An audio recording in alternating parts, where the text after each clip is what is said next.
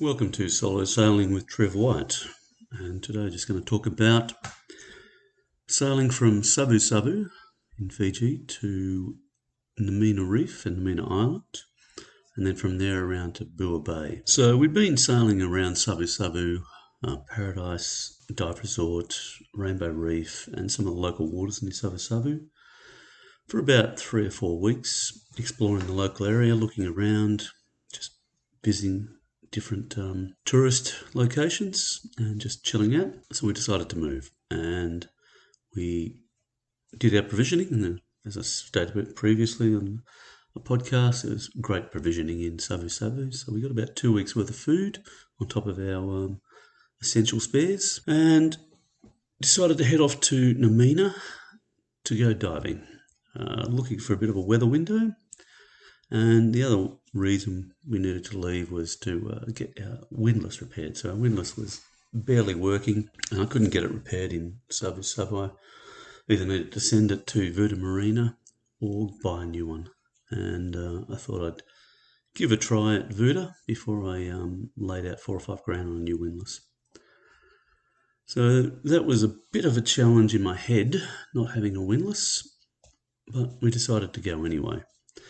On the day of our departure, it was a beautiful morning. The wind was probably northeast,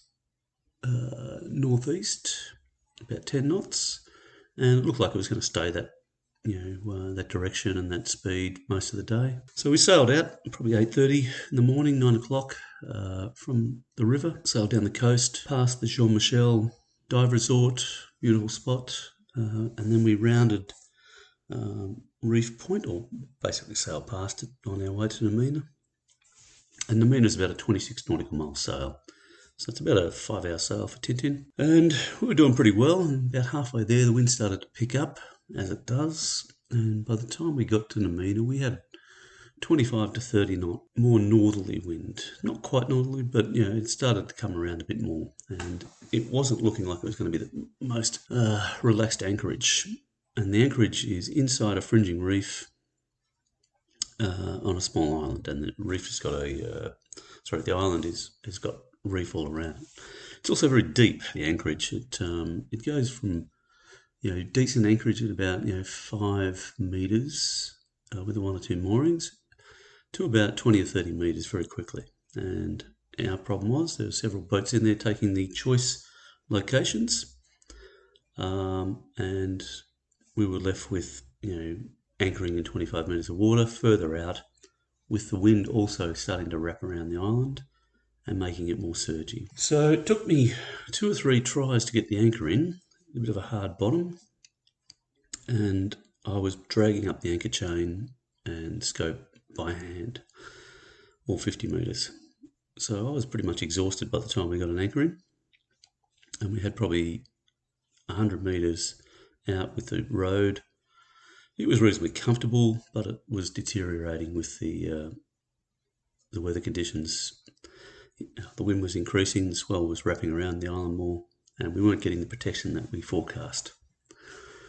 But we decided to stay there that evening, and we thought we might be able to get a dive in, but the weather pretty much stayed 25 to 35, and we could have dived on the island, but it wasn't that clear.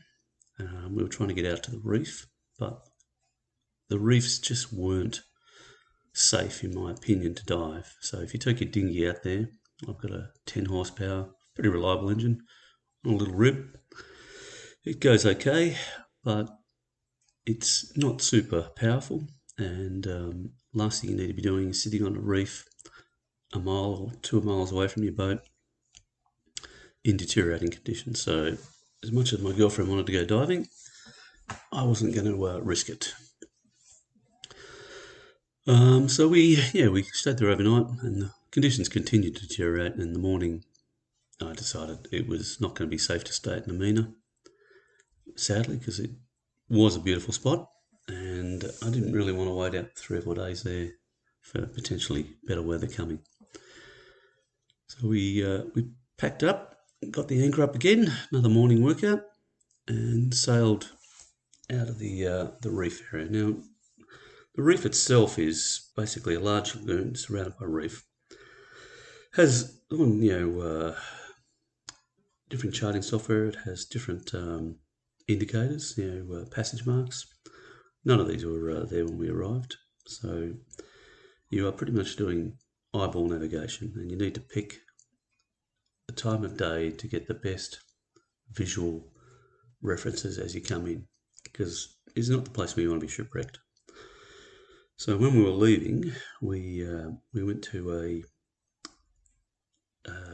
passage further into the lagoon that allowed us. Well, it was a South Saber passage. That's what it's called. And from there, we went to the Nadi passage to get into Bua Bay, or into the Bua Bay, access area. And by the time we got up there, conditions had eased off, and then we sailed deeper into this area. And by mid-afternoon, the wind had dropped off because we were tucked in behind the island now.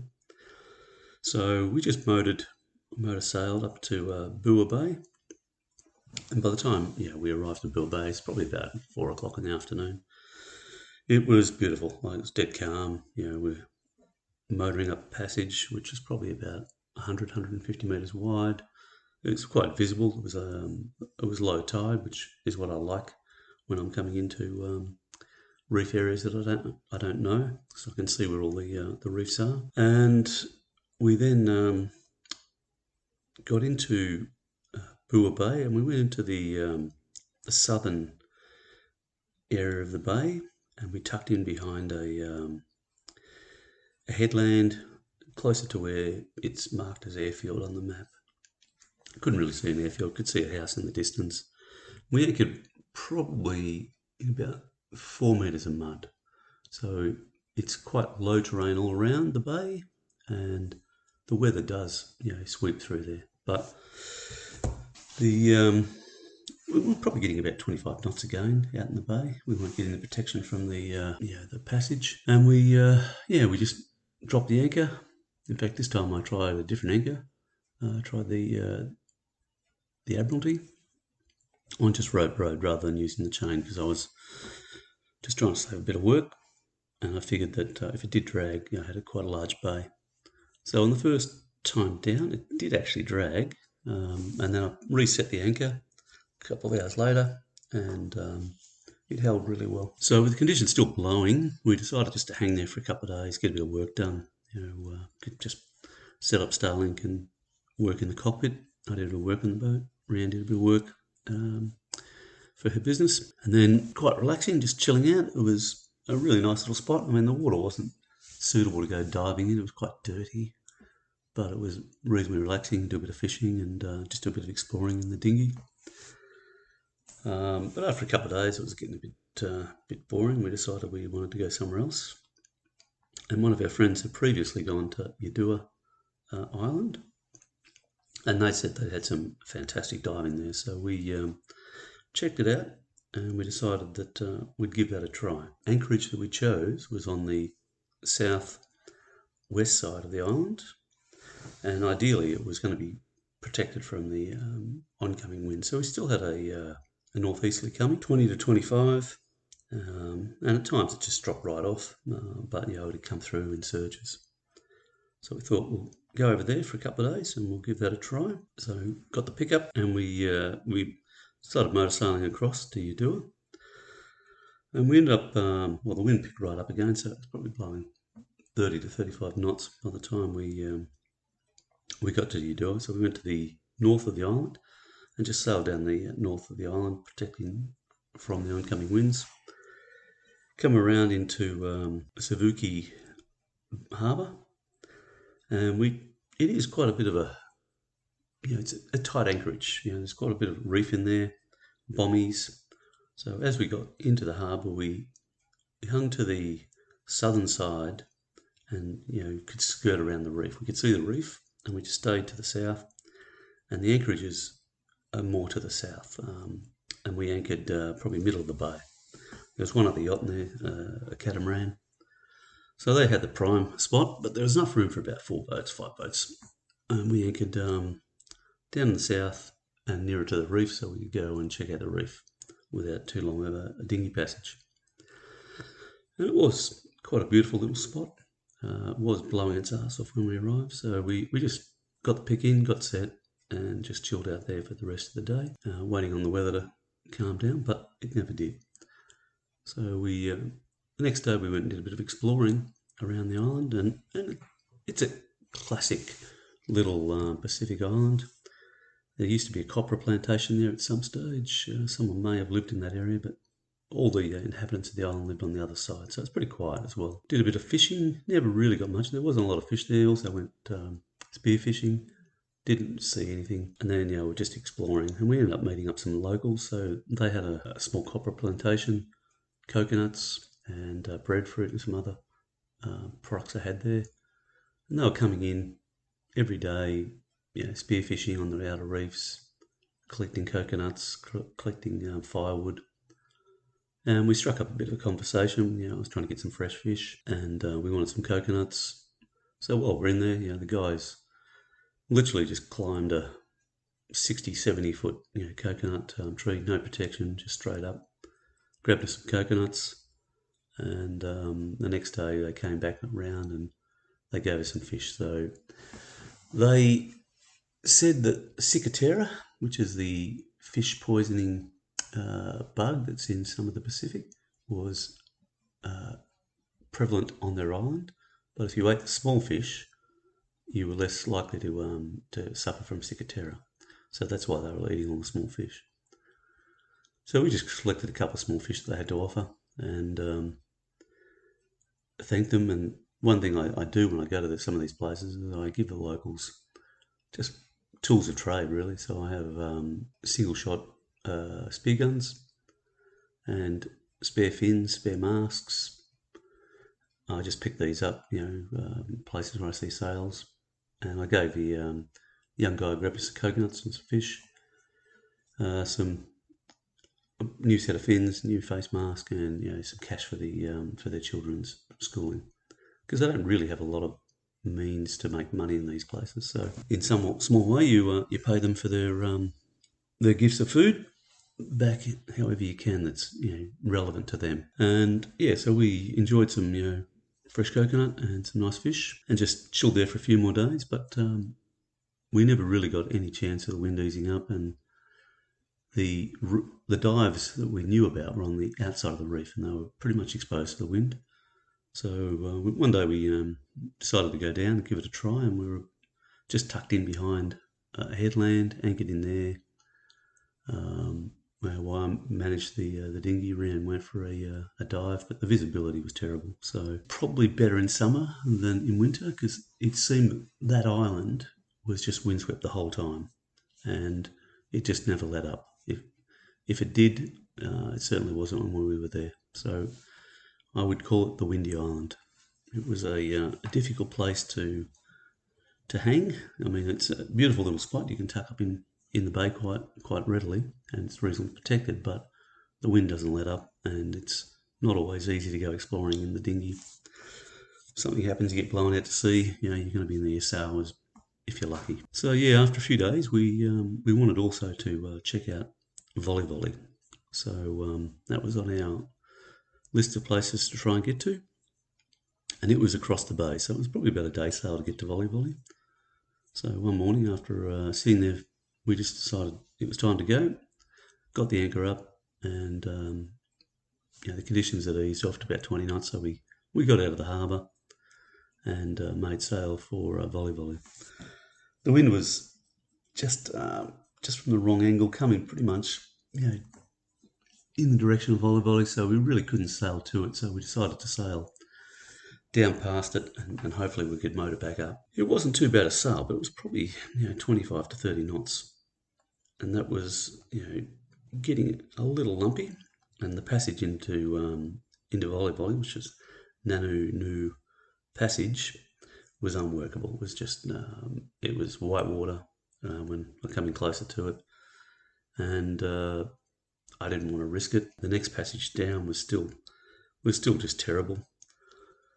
So in the end, I ended up sailing all the way down to Maneuver Passage, which was a wider passage more clearly marked and a bit more protected. We sort of come down further into the island, so we were now getting some protection from the reef and the headlands. And we came into that passage. We'd basically paid off going to Volley. It would have been another few hours against the wind to get back up there, skirting in between the reefs, which on that day wasn't desirable.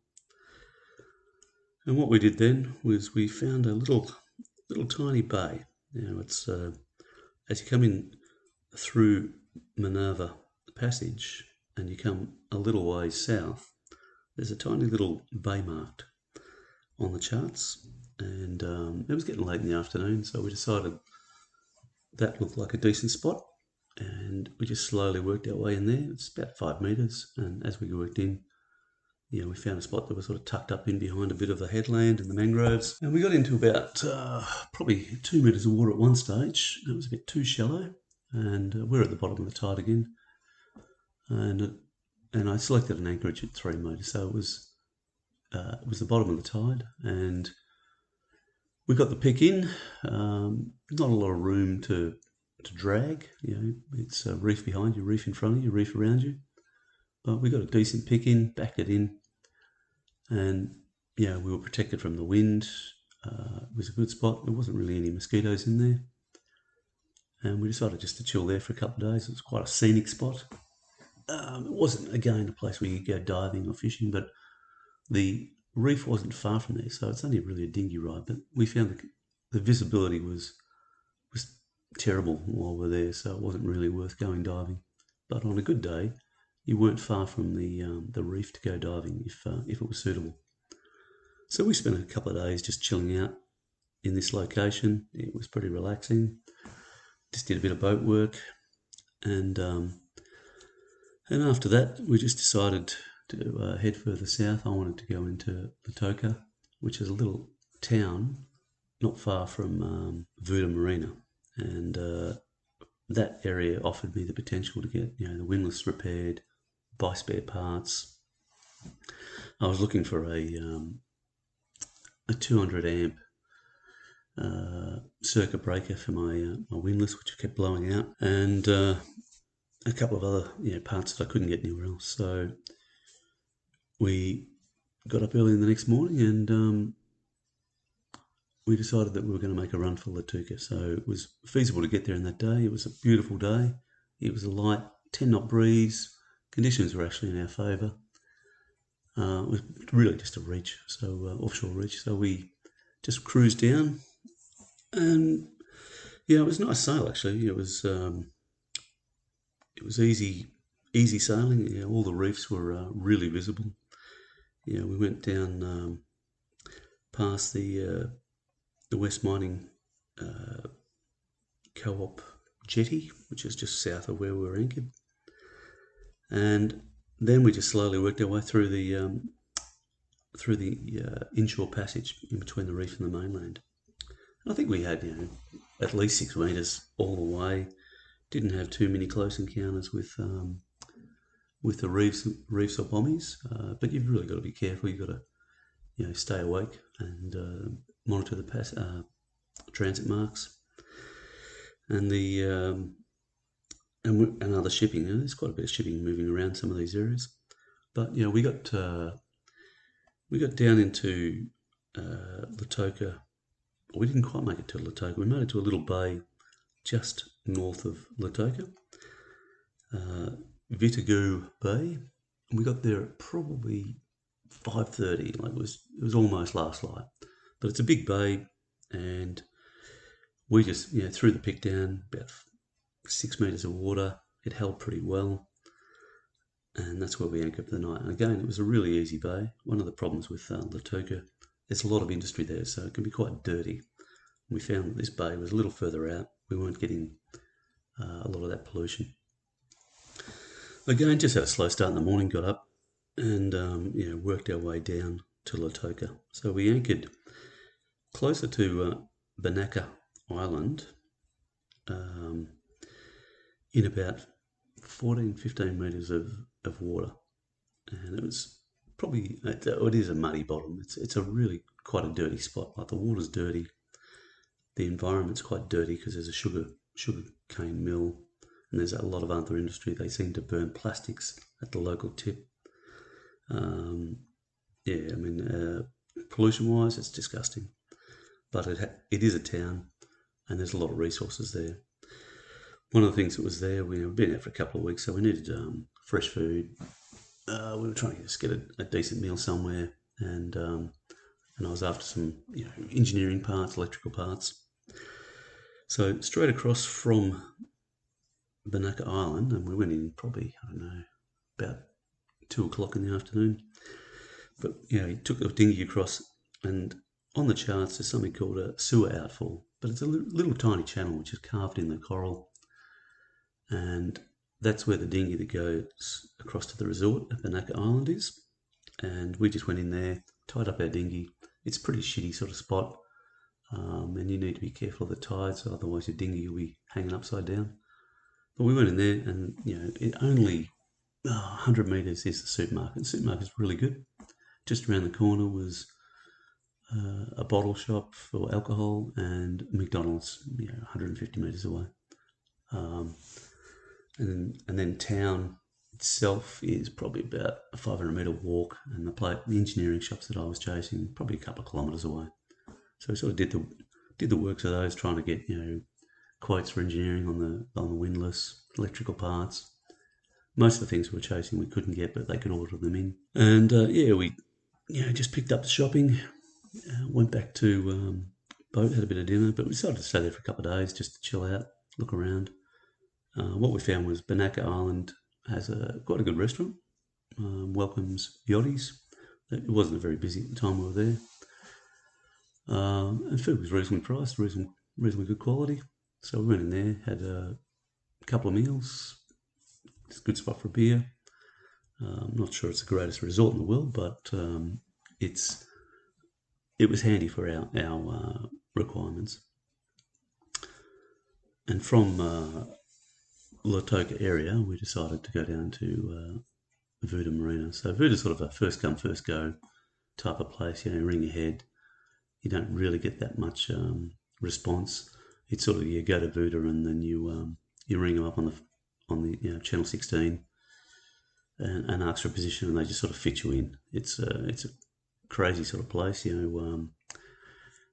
From the outside there's a little cut in the reef. You go in and there's a big circular marina, and now there's another new marina which is a square design, so like an inner marina, outer marina. It's a cyclone shelter in cyclone season. But coming into Vuda Marina for the first time is an experience for most yachties. You go in, or you get welcomed in, you get met by a escort boat, and then they go and find you a spot. And really, you're just squeezing in between two other yachts or two other boats, depending on what's there. In our case, we went in between two boats, so they literally just loosen off some lines and pull the boats apart, and then you're supposed to slowly and gently squeeze in with all your fenders out until you fit in, and they tie you up. So you got bow lines, stern lines, and you're all in a big circular basin. So very close to your neighbours, and but it's a relatively secure place. It is quite disgusting. The water's disgusting, mozzies, rats, but it's one of the few marinas that's available, and it has all the resources you need. It's got haul out. It's got a good number of services, and in my case, I was looking for a guy to rebuild my winch, and I found a guy, very clever dude, runs a successful business, but he's got so much work on that he's constantly bouncing between people. And I will put a link for the services that we found at Vuda on the website, because he's a great guy. But we went in there and tied up, and pretty much that was, we're there for the next couple of weeks waiting on getting the windlass service. We did a couple of inland trips, which I can sort of talk about in the next couple of podcasts. And we went to the pub a lot, to be honest, at Vuda, which is good. Good to sit around just talking to yachties, drinking far too much rum, and probably spending far too much money. But yeah, that's what you do when you go sailing and you're stuck in a marina waiting for things to be fixed. But that was our trip. I think everybody who goes to Fiji ends up at Vuda at some stage. There is another marina there. It caters more to super yachts and large vessels. And whilst I was there, I just couldn't get in. There was no vacancies. I was very happy to be at Vuda. Yeah, people there are lovely. Like, they're very welcoming and very helpful. Anything you need, they try and make it work. But it's a bit expensive, I believe, and the chandlery is also quite expensive. But you're in the middle of Fiji, and they have what you need. So that was a trip from Savusavu down to Nadi, or Vuda Marina, and some of our little adventures on the way. Thanks for joining, and I hope you have safe sails. Thank you very much.